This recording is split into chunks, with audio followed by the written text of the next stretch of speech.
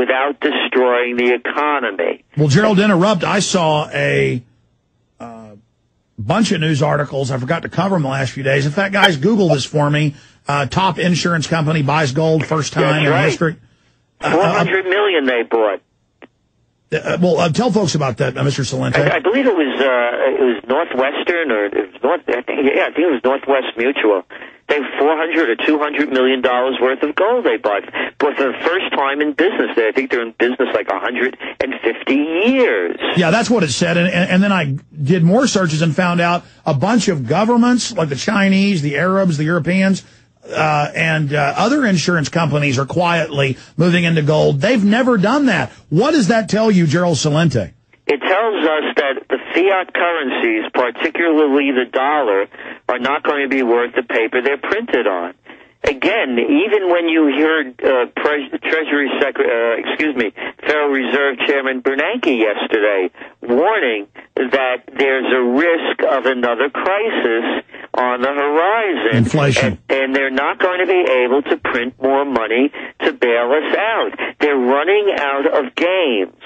So the timeline, by the way, Alex, during the summer, things usually quiet down. Yeah, Europe goes on vacation, and things start getting real again around September, October. Again, you just look through history. When we saw the crisis that happened in 2008, it happened in September. I think it was September 15th. It was with Lehman Brothers went belly up, the biggest bankruptcy in our history, AIG crisis, Merrill Lynch, and one after another. What happens is when people come back from vacations, they start looking at the books in a lot of different ways. They get real about it.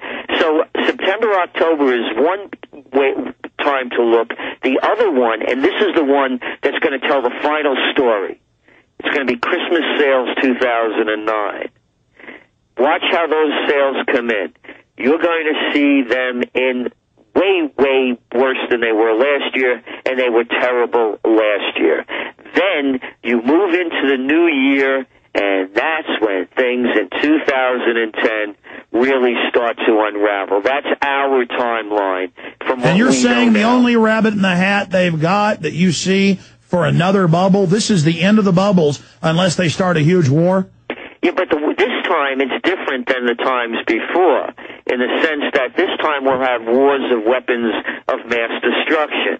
It's not going to be giant fleets fighting each other in the Pacific or tanks, coming at each other over the battlefields.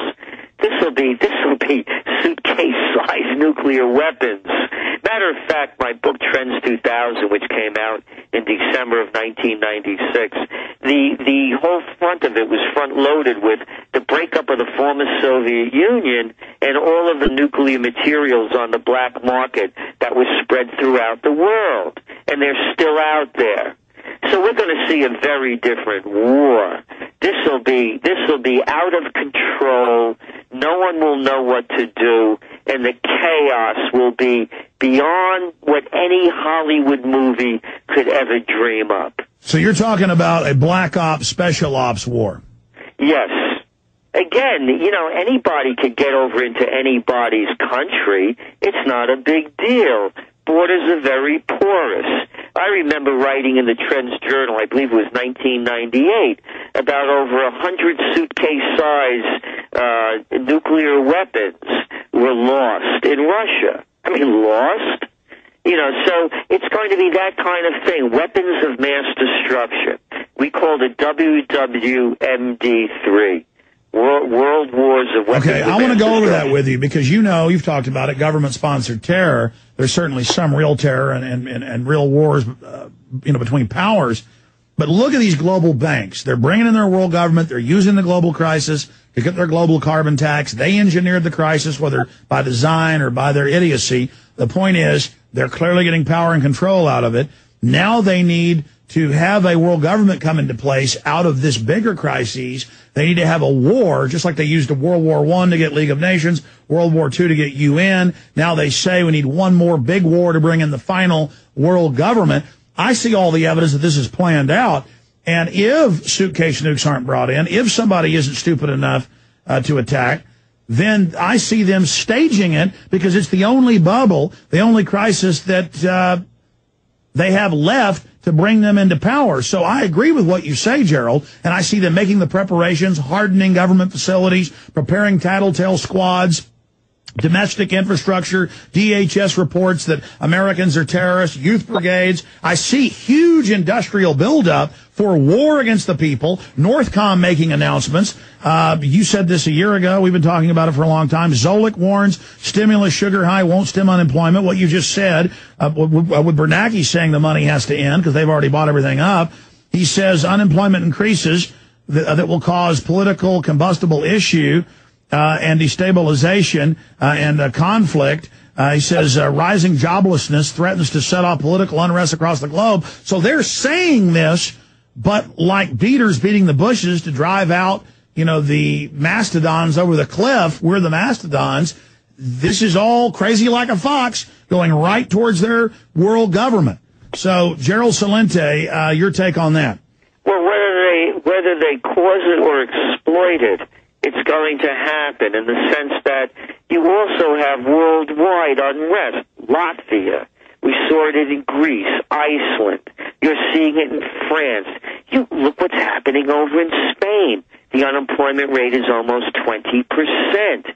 Ireland, the UK, and in the U.S., you're going to start seeing it happening, whether or not, and then again, as I said, they are fermenting war in the Middle East with the escalation in Afghanistan and in Pakistan. So that's clearly a false flag.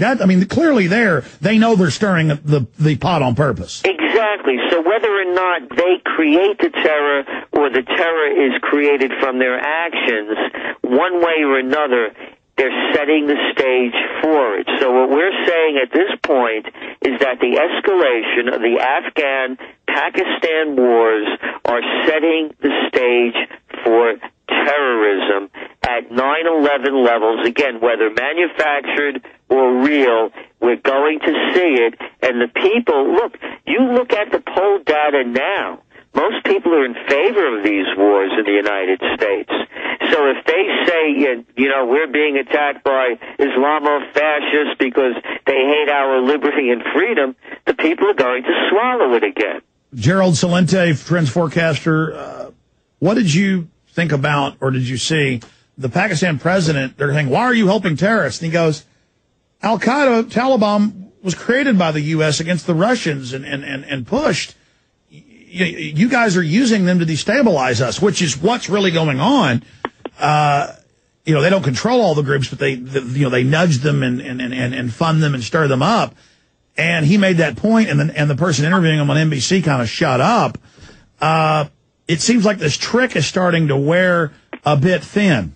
Precisely. And a matter of fact, in this next Trends Journal, summer edition that'll be coming out in a few weeks, we're reviewing the history of Pakistan, which we had written about when they assassinated Benazir Bhutto in I believe it was December 2007.